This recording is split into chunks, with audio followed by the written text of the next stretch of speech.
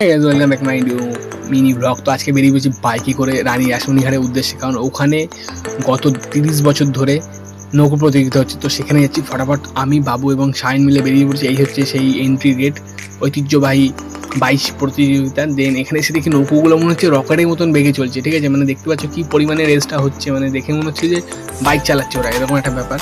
দেন খুব সুন্দর একটা জায়গা, নৌকাগুলো সেই লেভেলে চলছে, ঠিক আছে, লেভেলে।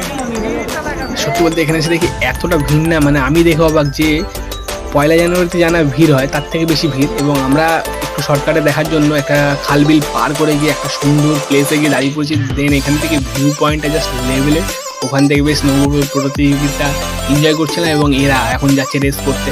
দেন এখানে পাড়ে এত পরিমাণে ভিড় না, মানে আমরা এসে দিন এক এক করে সবাই চলে সেই জায়গাটায় একটা ইট ভাটার ধারে। দেন এখানে এক এক করে নৌকো সব রেস হচ্ছে।